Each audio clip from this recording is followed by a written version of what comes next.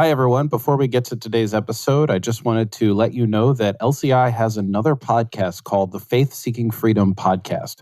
It's a little bit different from what you're used to, and because it's very different, we don't want to keep it in this podcast feed. So you can actually go subscribe to the Faith Seeking Freedom Podcast wherever you get your podcast.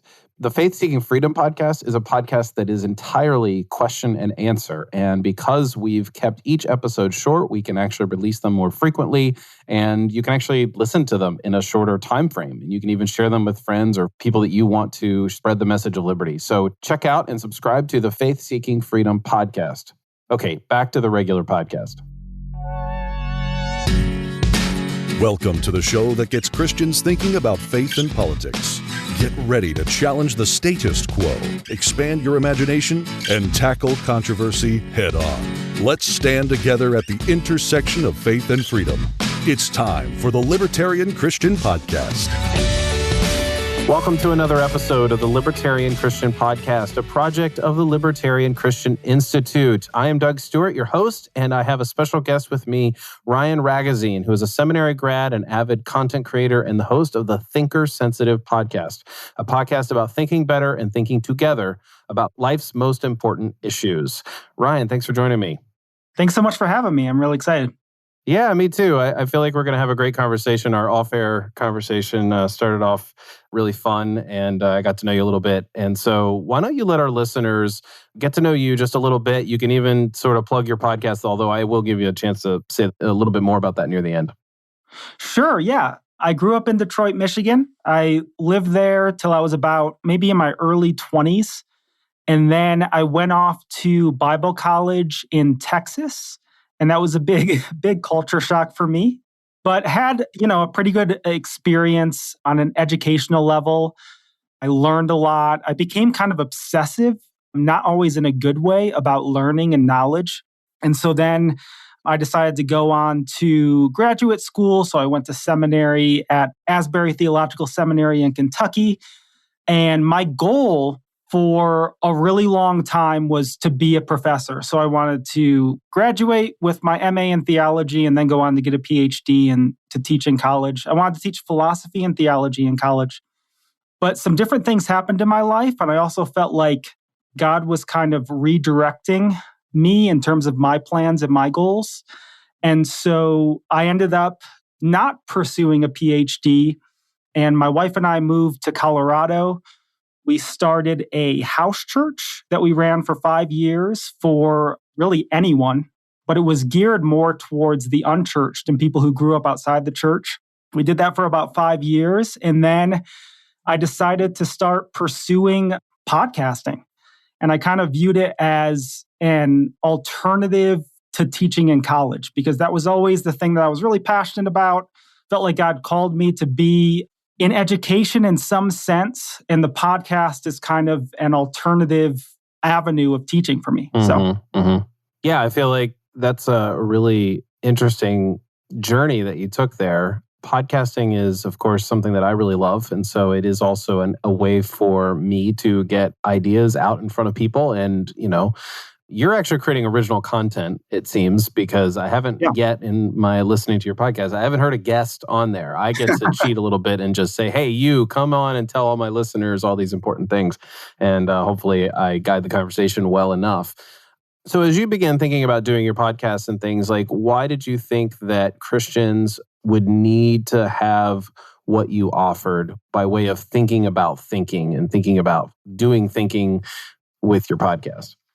Yeah, that's a loaded question. I think on a cultural level, I think that we see maybe some poor thinking and some poor communication taking place, kind of just in contemporary discourse in general. And so I think it's very important to think about thinking, as you said, to think about what it looks like to think in a sound manner, what it looks like to think even in an ethical manner or even a Christian manner, and then what it looks like to communicate in a sound manner and to communicate in an ethical manner. And I think that's so fundamental before we start thinking about, all these important issues, political issues, religious issues, all the big questions in life. let's back up and learn how to think in a sound manner, to learn how to communicate in a sound manner. And now once we've kind of established that and thought about that and what that looks like, now I think we're in a position to think about the big questions of life and to talk about those things in a prudent manner. So I think that's just really important, is building that foundation before I start to think about the big questions. And on a cultural level, I think it's really important because with social media, we're seeing a lot of thinking and communication that I don't think is very sound, and that's a problem. Well, I was actually going to ask, was it something that you were seeing in the broader culture, or was it mostly like your particular sort of oikos or small community of people that led you to believe that there is a deficit in critical thinking among Christians? Yeah, I don't know if I would say there's a deficit in terms of the church itself or Christians in particular. I think I see it more broadly in our culture and in our society. Mm-hmm. I think there definitely is unsound thinking and maybe poor communication that takes place in the church. I think that's definitely true. But I think you also see these things outside the church as well. And so I think these kinds of issues are important for both people outside the church and inside the church. And I think it can create an environment where religious people and non-religious people, where believers and non-believers can come together and can have fruitful and constructive conversations with one another. So I want to ask you this because I don't know if you've noticed on social media and things, whenever the wrong, I'm going to use this sort of facetiously in scare quotes, whenever the wrong president is in office and there's certain policies going on, you see the opposing side posting things about this isn't, 1984 wasn't supposed to be an owner's manual, and then it flip-flops, right? And they say the same thing. It's like, oh, we're living in 1984, and it's the complete opposite sort of party. And it's like everybody thinks that their way of looking at the world, I'll use my example there, their view of 1984 is like going to come true. Sure. And it's like everybody's saying the same thing, right? So in some ways, let me tie that into what you were just saying. I think a lot of people look at the opposing side and say, well, you're just not thinking clearly, or you're just, because I would say the left would say this about the right and the right would say this about the left. Yes. And the question then I would want to know from you, or just kind of get your take on this, is like, well, how do you get to the point at which you can agree that each other are at least making sound arguments and thinking in what you're calling a sound and ethical manner? Because if you can't do that, then all we're doing is just restating our own opinions for the benefit of those already on our side of the aisle, even if we're shouting at the other side of the aisle. Yeah, for sure. I think that just natural human bias plays a large role in this. I think that all human beings are biased, and I think those biases cloud our judgments. And I think that's a large part of sound thinking and ethical thinking, is trying to, well, first of all, being aware that I am biased and being able to criticize myself. And then once I recognize that I have biases, trying my best, is as well as I can as a finite, fallible human being, trying my best to divorce myself from those biases and engage with information in a critical way, but also a self-critical way with humility and openness. And just, trying to understand where other people are coming from and trying to have some empathy and not just trying to win an argument or just to get my point across. There has to be real listening that takes place too. So for you, the outcome is to show somebody that you're listening to their genuine argument rather than just making sure they hear your point, as eloquent as it might be.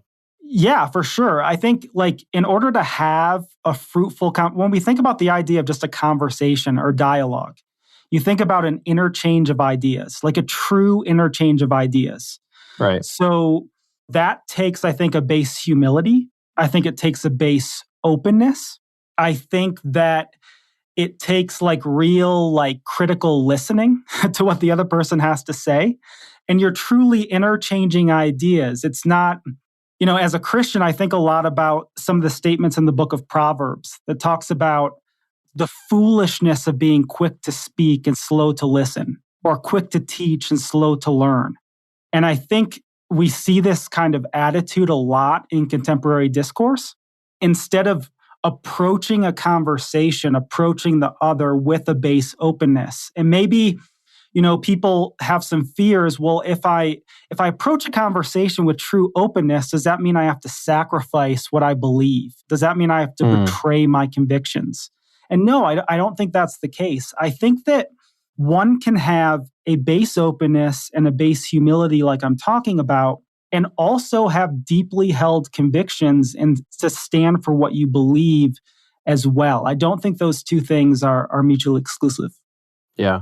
I think for me, sometimes I'm pretty open-minded and I'm pretty willing to listen to an argument. Now, there are some things that I've sort of fleshed out in my mind over time, or actually, done the engaging critical thinking work and Sure. Okay, now I'm not going to entertain that anymore. So there is that level of engagement.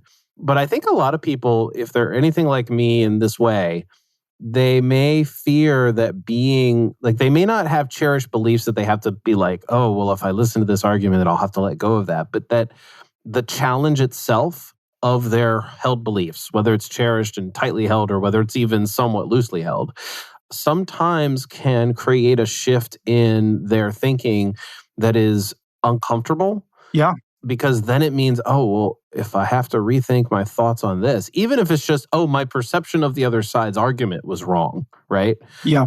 Then they have to accept that perhaps maybe they're wrong about something else. And I think we have this, we don't want to question what we know and how we know it, right? Like, we could take the most contentious issue right now, which is, re-emerging the pro-life, pro-choice debate. And, there's even like libertarians on the side of abolitionism versus, actually, I don't know what the other name of the sort of the opposing side there is. Yeah. But you can listen to each other and have a fruitful conversation in some cases, but a lot of times it means you have to be open to being wrong about at least one particular point, or at least something, right? And if you open that up, it creates a vulnerability internally. And so there's inner conflict.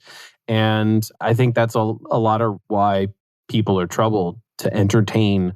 It's like, I don't have time to rethink everything I knew about life. Why can't I just go on with my own paradigm here? Because it's not, some of these things don't actually matter. I mean, the pro-life situation, of course, does. But some of these things, some of the things that we believe about, the nature of the world aren't going to be, at the end of the day, it doesn't matter.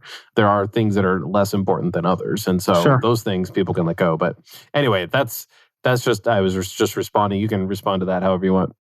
No, I think you're absolutely right. I think it's human nature to have that fear, that worry that you're talking about. And I think, for the most part, I think it's human nature to fight against change as well.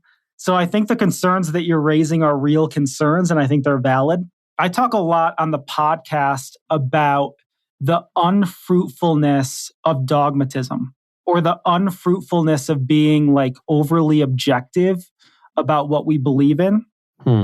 The reason is because I think we all know, have had experiences with know-it-alls in our lives, and we've tried to have conversations with people who think they know it all, and it's very difficult. I know, it really ruins the conversation for those of us who do know it all. Sure, yeah. But we know the unfruitfulness of that by experience, and maybe it's ourselves too. But when I approach a conversation with an attitude of, I know with 100% certainty that I'm right and you're wrong, that absolutely kills a conversation before it can even begin. At that point, we're not even able to have a conversation, an interchange of ideas. And so I really think that in order to have a truly constructive conversation, there has to be a base openness. And that might mean, as you're saying, that I have to be willing to reconsider some ideas or possibly change my opinion. But I also think that that's very healthy. I think that, we're creatures in time. We're creatures who change, and all of us are in a process of change. And I think it's healthy that as we grow, if we're looking to be people of maturity, as we grow, there are going to be things that we change. And there are going to be opinions that we change over time. And that's, I think, healthy. So I understand the concern about that, absolutely. And as a human being who, personally, I don't like change very much. So I understand the concern. But I think if we're looking to grow as people, then we have to be willing to make some changes here and there. Yeah. Yeah, no, that's a good response. I really like that. You use the word thinking in an ethical manner, and on your podcast, you talk about ethical thinking and ethical communication. Can you Yeah. just give our listeners what do you mean by ethical thinking? And then you can also just continue by saying how is it that you teach this and demonstrate this in your podcast? Yeah, I mean, I hope I demonstrate it well. I hope I model it. I don't want to talk about these things from like a perfectionistic manner because no one's perfect and we all make mistakes. And I think certainly like in the context of conversations or discussions about important things, we're emotional beings. And so sometimes emotions get the best of us. You're going to get upset at times. You're going to say things that maybe you shouldn't say. I think that's part of being a human being. But the ideal that I try and teach is in terms of thinking, ethical thinking. To me, ethical thinking is first, it's thinking that's fair and just and charitable and equitable. So it doesn't take people's opinions out of context, it doesn't misconstrue ideas. It's fair, it's just, it's charitable. I think that's really important. And I think I see that sometimes lacking in our society, that we're very quick to take something out of context or misrepresent someone. And that's unjust. It really is. It's unjust. And ethical thinking is also, it's free from bias and prejudice.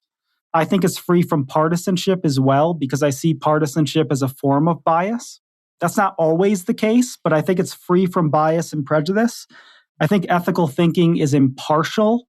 It's free from favoritism. As a Christian, when I think about some of those verses in the Bible that talk about how God isn't a favor of persons, how he's impartial, I think that's such an important value.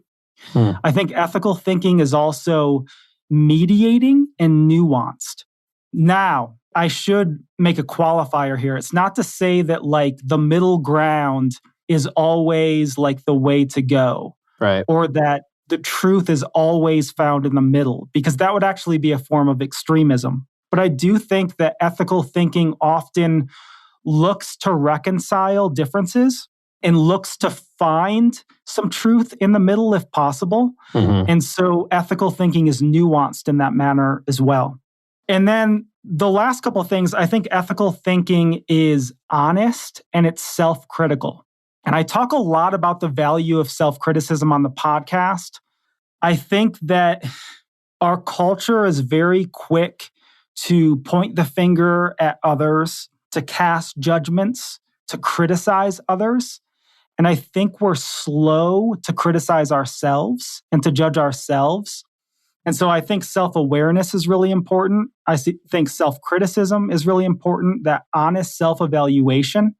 And as a Christian, I think those values are really important. When Jesus talks about his judgment or his ethic of judgment, he talks about the idea of self-criticism, about the fact that people should judge themselves before they judge others. And if they don't, then one can easily fall into making hypocritical judgments. And so self-criticism is a means to avoiding hypocrisy in our judgments. And so I think that's really important and a really key component of ethical thinking.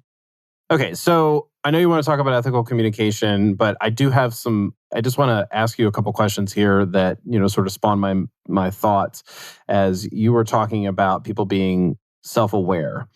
There is a phenomenon, I think, that happens, and I notice that this happens because my wife tells me this happens from time to time when I'm interacting with my children, that I don't understand how I'm coming off to them. Like if I'm being sarcastic and they're not getting it, or maybe my body language is such that they know that they think I'm upset because I'm not aware of it, right? And so that can happen. And I know it's not just me, because I've seen it happen to other people. And Sure. It does seem that a lot of people are not self-aware. And I'm not saying that I'm good at this, because I just admitted that I'm not sometimes. But when you have these conversations with people, or when you see the general tenor of an argument that's being made by even a group of people like the left or the right or libertarians or whatever it might be, what is the role of a person looking sort of from the outside to sort of inform the person? Do you realize how you're coming off right now?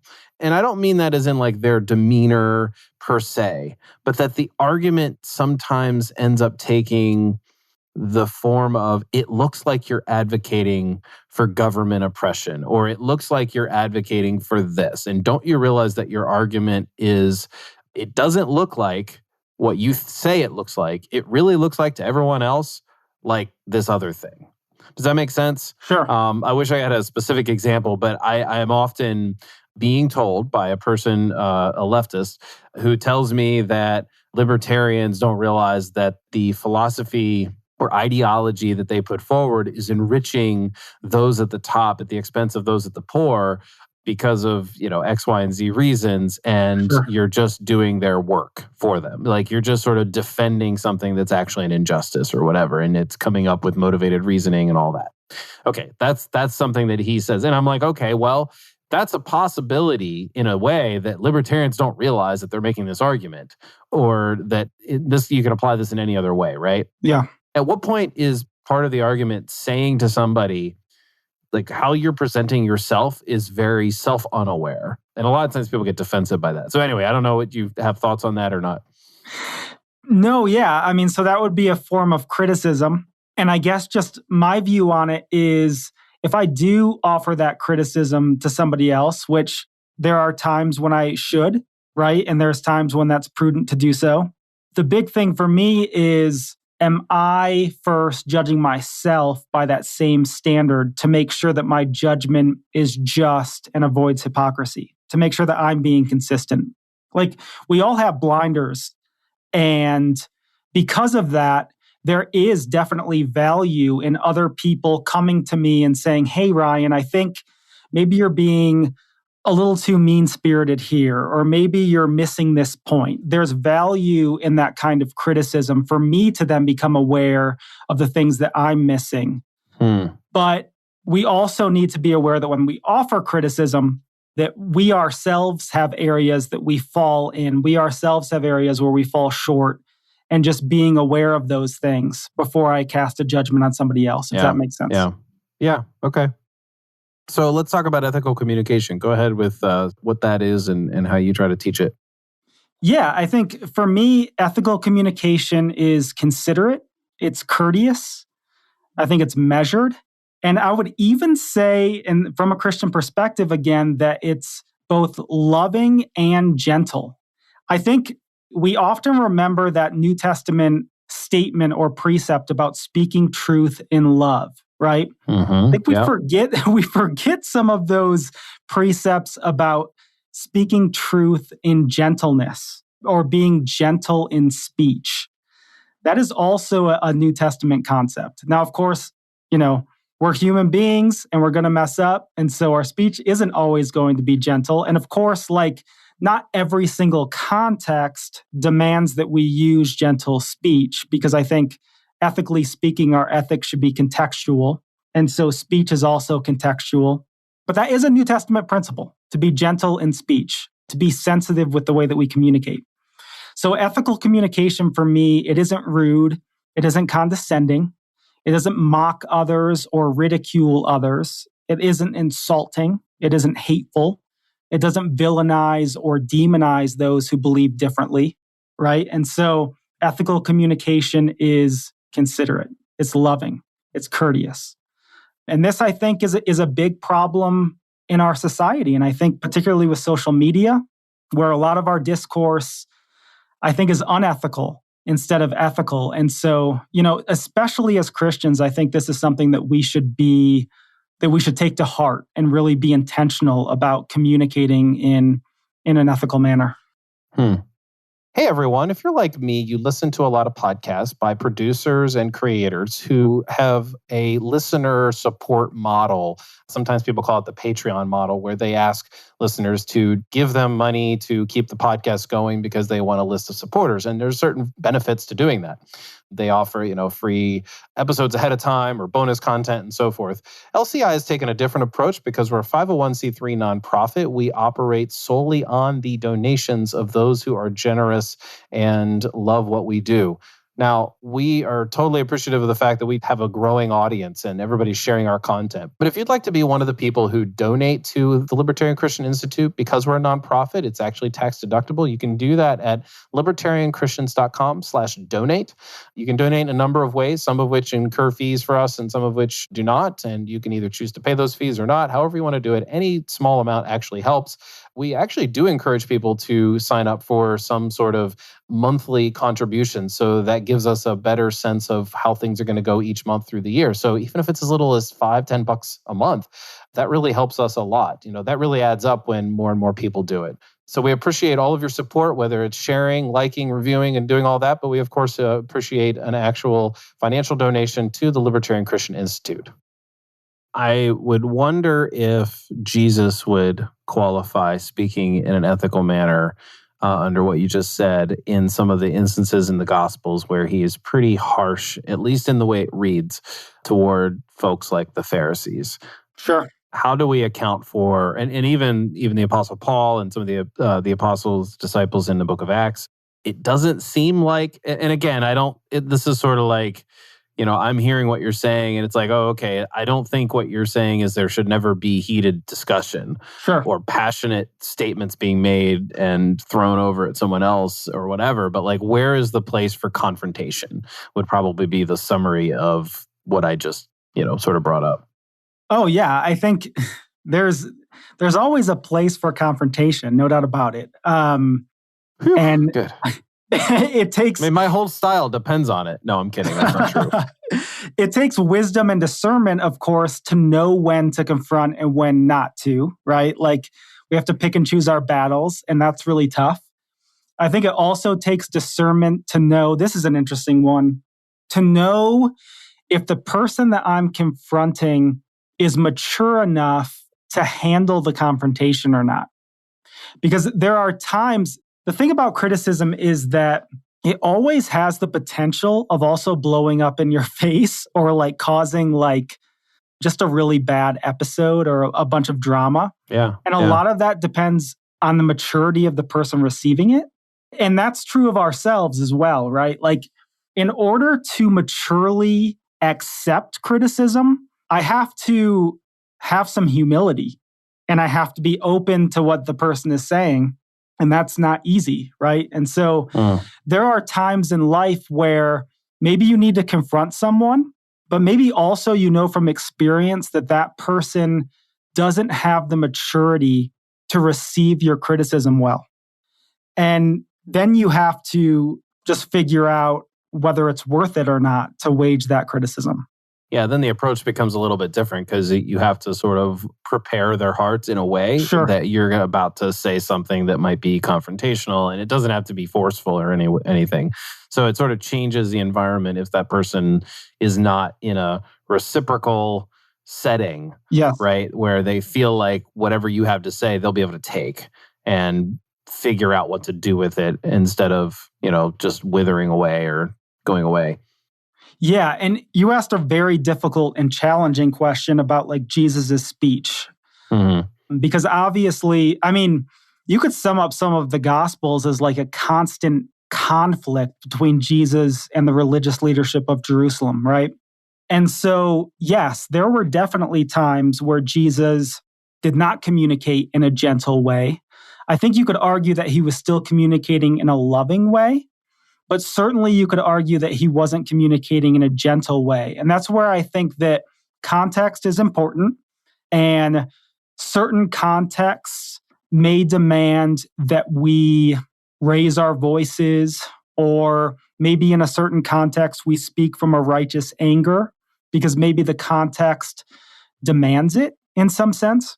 I think, though, we also have to be careful with that because I don't think that some of those sequences where Jesus speaks in kind of a harsh manner, I don't think that's the rule. I think that's the exception to the rule.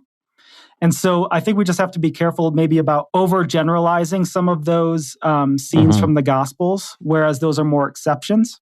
And so maybe there's some wisdom in that, in saying that, yes, some contexts maybe demand that we speak up or even use harsher language. But those are more the exceptions to the rule than maybe the rule itself, if that makes sense.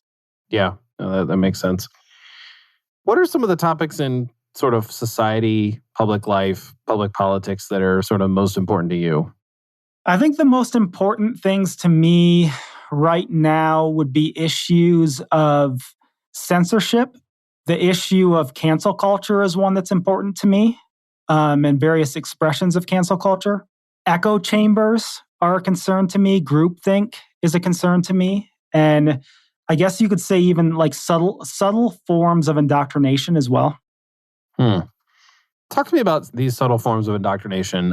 I feel like there is a lot of that going on, but I think anybody who opposes the way I think would probably say that too. Sure. Or the people who are being indoctrinated that I think are being indoctrinated would probably say that about other people. And maybe it's just all happening everywhere in our own ways due to echo chambers, groupthink, and so forth. But anyway, just what do you mean by subtle forms of indoctrination when you think about it?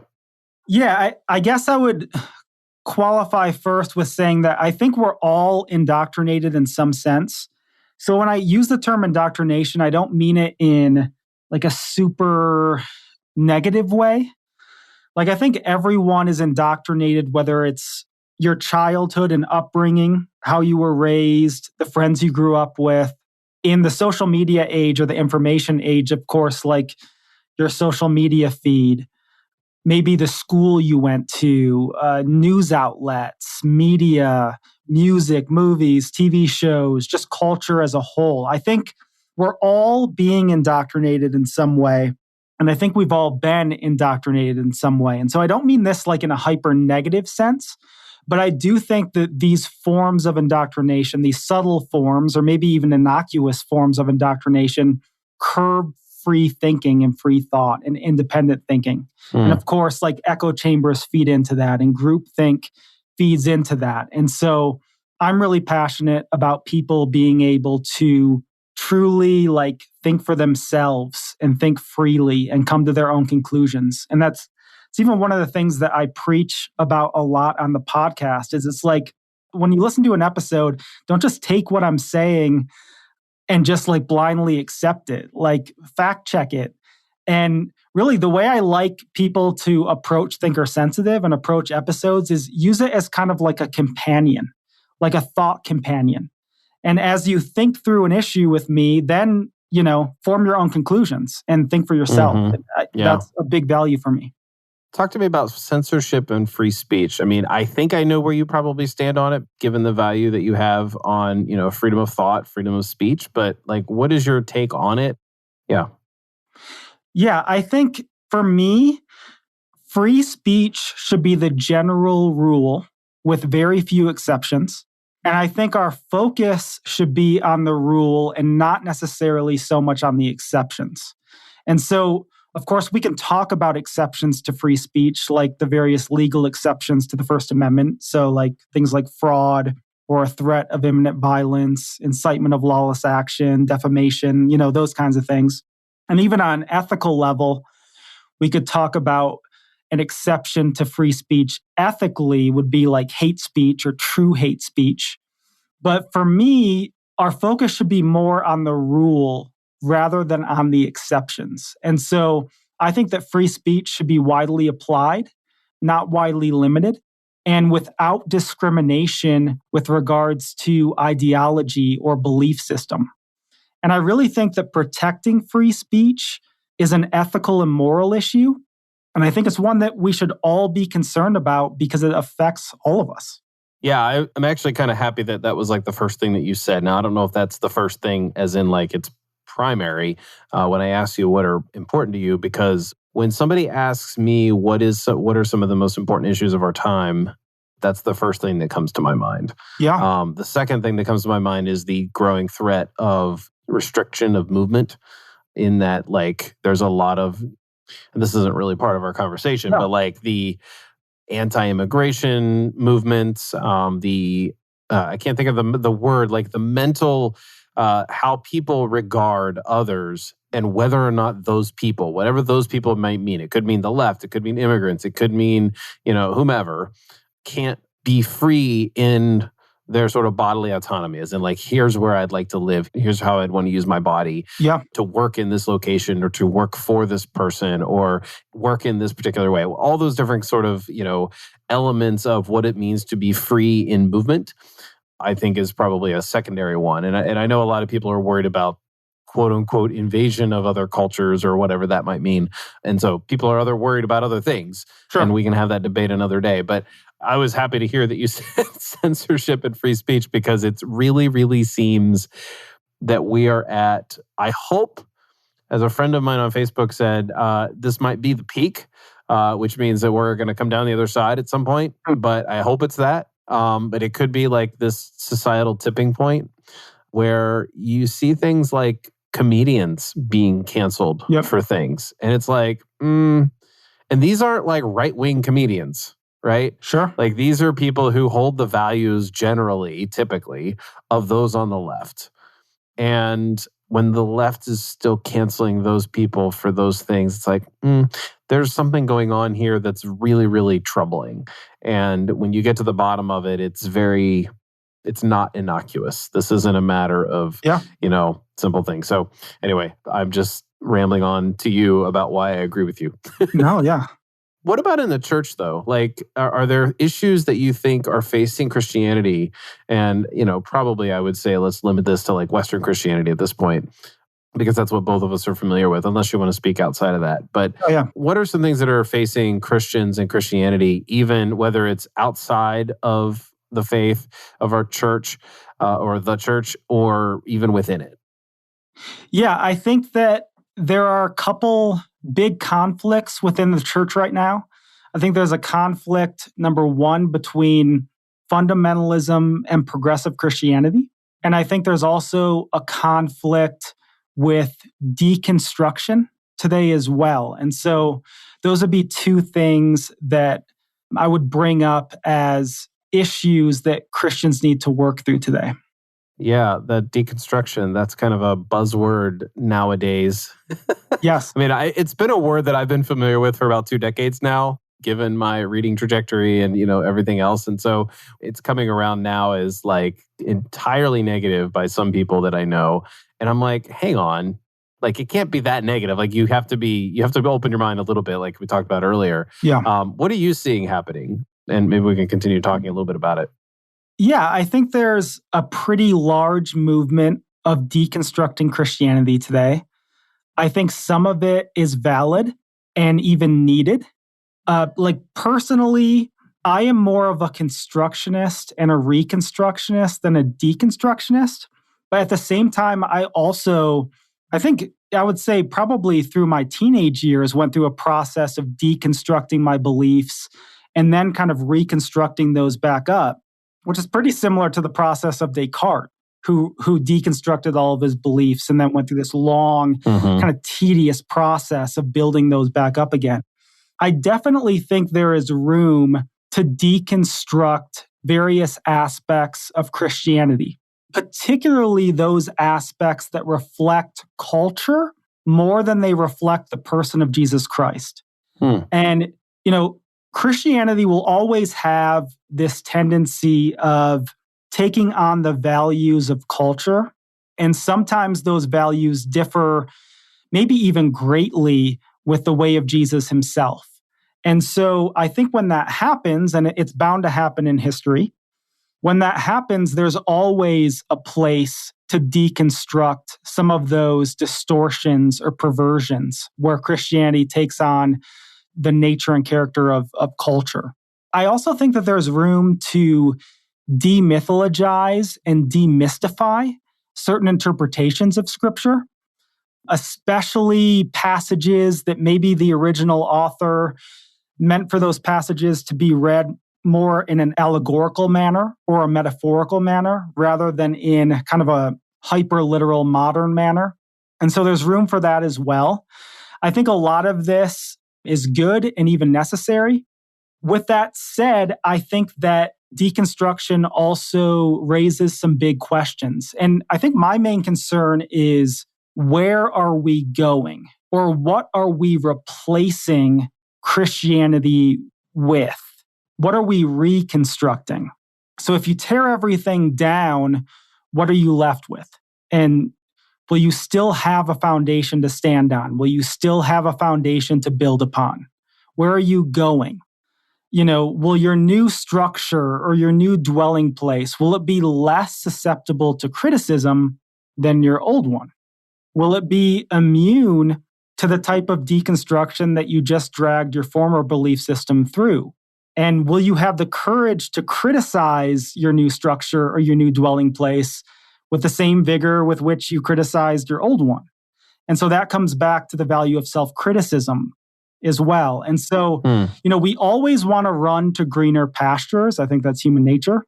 We also always tend to think that the grass is greener on the other side, but sometimes it isn't. And I think in the case of moving from Christianity to another worldview, whether religious or not religious, I personally don't think that the grass is greener. Of course, I'm coming from a position where I am a Christian, and so I have a bias here. I have my presuppositions. But I think we need to be careful about deconstructing everything and then being left with essentially nothing, if that makes sense. No, it does. And I think there's an additional component there is like, what is the motive for deconstructing something? And everybody's going to have that a little differently. Sure. For some, it might be that they were in an abusive situation that was justified through theology. And, we don't need to talk about whether or not that's actually connected or if it's just bad people who happen to hold. I mean, it's possible that people held sound theology but did bad things, right? There's that. Yes. Because that's true. But it also could be that there are theologies that have been constructed, which we also have to admit that our theological apparatus is a construction of some sort. I mean, that's why we have denominations, that's why we have churches, and that's why we have that's not why, that's how theology is, right? So when we evaluate a theology based on, for instance, the possibility, and I'll just leave it at that it has caused abuse, right? Then that's something worth deconstructing and figuring out like what is the true value of the core truth in this. So like, for instance, you mentioned, like an allegorical thing or the allegorical versus strictly literal. And it's like, okay, so are we losing the true meaning of this, say, passage if it weren't literally or if it weren't historically true? Can it still be true and carry the weight of God communicating to human beings what God wants human beings to know? And if the answer is still yes, you've not deconstructed into a pile of rubble. You've reconstructed, at least somewhat successfully to a large extent. And the other thing that I would think here is like someone's motive could also be not just something like abuse, but it could also be that there's an inconsistency in something. Okay, so for instance, I know a lot of people will change their eschatology. That's probably a common thing that kids in college might change. They might change their eschatology. Well, as soon as you change your eschatology, that's going to affect your soteriology at some point. Because it's like, well, what does Christ's death actually do if you go from this eschatology to that eschatology? And there's some elements that kind of come together. And so there's this like, oh, well, I'm just trying to be internally consistent. Yes. Other people, and that's a little different from deconstruction per se. That's just like shifting your beliefs. But you have to, I think of when you say the word when you were saying the word deconstruction, I think of this like building. Imagine you're outside in a city and you're seeing this building being constructed. Well, let's say the building's already constructed and they're carefully taking it down. And because they're going to evaluate the integrity of the structure, right? That's how I felt like deconstruction worked for me as I was becoming an adult and sort of challenging my faith beliefs as a kid, teenager, or whatever. I felt like that's what I was doing. I never felt like I was tossing certain things out. Now, maybe a few things that were not structural, but the foundation, as you said, the foundation is probably the key thing there. It's like, well, if your foundation is on Christ, then what you reconstruct needs to be firmly connected to Christ. I don't want to say that it should be whatever you reconstruct. That's not what I'm trying to communicate, just for the record. That could have been misinterpreted in a number of ways. I just want to make that clear. I don't mean it doesn't matter what you can reconstruct. That's a great point. And that relates, I think, to this conflict between fundamentalism on one hand and progressive Christianity on the other, is really understanding what Christianity is. And as you put, it's really about building your foundation upon Christ. And so for Christians, Christ is the object of faith. So Christians are those who recognize that the words and deeds of Jesus are authoritative for faith and for practice. And another way of saying that maybe is that Christ is the criterion of truth for Christians. But I think the problem is that most people, when they approach this person of Jesus, they have a tendency to make Jesus into their own image. And, all of us naturally view Jesus through a subjective lens, through a biased lens, like we've talked about. But the problem is when Jesus becomes more of a self-projection than the real Jesus of history, if we can use that language. When Jesus becomes a self-projection or even a product of wish fulfillment. And I think when I think about fundamentalism on one hand and progressive Christianity on the other, in fundamentalism, Jesus might become the right-wing Jesus or the gun-loving Jesus or the American Jesus or even the white Jesus. In progressive Christianity, Jesus may become the liberal Jesus or the agreeable and all-accepting Jesus or the hippie Jesus or the woke Jesus. And for me, I think Christianity becomes more and more inauthentic the further away it moves from its source material, the further away it moves from its Christ. And as Christianity moves away from its source material, it turns into what I call cultural Christianity, a Christianity that reflects the values of culture more than the values of Jesus Christ. But the thing is that Christianity is not a cultural thing as much as it is a Christ thing. And I think that when we look at Christ, he was really someone who transcended all labels and categories. I don't think he was a conservative, and I don't think he was a liberal. I don't think he was a fundamentalist, and I also don't think he was a progressive. For me, Jesus was wholly other. He was special. He was unique. He transcended all these categories and all these barriers. And so both of these classifications and these approaches to Jesus, whether fundamentalism on one hand or progressive Christianity on the other, I think they both miss the mark. I think the real Jesus, the Jesus of history and the Christ of faith, lies somewhere in between those two poles. And that would be kind of my emphasis there, I guess. So as we wrap up this conversation, I think it would be kind of fitting practically to talk about how do we notice in ourselves when we might be becoming a cultural Christian. My mind is coming back to you might be a redneck if, like you might be a cultural Christian if. What are some things that we should look for in ourselves that you might have for us to hear? I think the idea of allegiance is really important. We all have biases, as we talked about. Within that, we all have allegiances and loyalties in life. And I think I always have to, in criticizing myself and evaluating myself, I have to ask the question, is my ultimate allegiance, is my primary allegiance in Christ, or is it in something else? So when we think about politics, right, like, am I more loyal to my political party, or am I more loyal to the person of Jesus Christ? Outside of the political realm, is my... But who's going to say they're more, like, how is it that we can even evaluate that? You know what I mean? Like, who's going to admit that? That's a good question. I think part of it is that our biases are going to distort the way we answer that question as well, because we're probably not aware of the things that we give loyalty to over Jesus, whether that's our country or that's our political party or family members. But the radical thing about Jesus' message is that he calls people to give ultimate allegiance to him over everything else. And the passage that comes to mind the most intensely in thinking about it would be when Jesus says that if anyone doesn't hate your father or mother or brother or sister, essentially you can't follow me or you can't be my disciple. Now that's hyperbole, and Jesus is purposely using language that is exaggerating. But the point is that your ultimate allegiance needs to be in me. not in anything else in life. I need to be above all those things, your ultimate loyalty.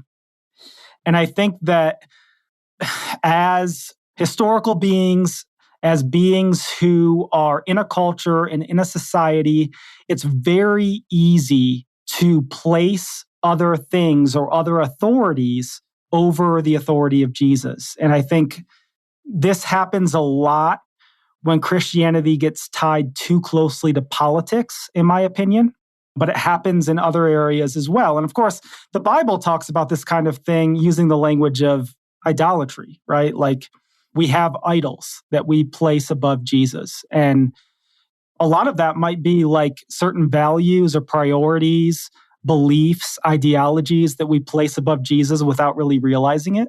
And that's where, that real, honest, and critical evaluation comes into play and really evaluating that. But you're right, it's hard to recognize. And if it's true, it's not an easy thing to accept either.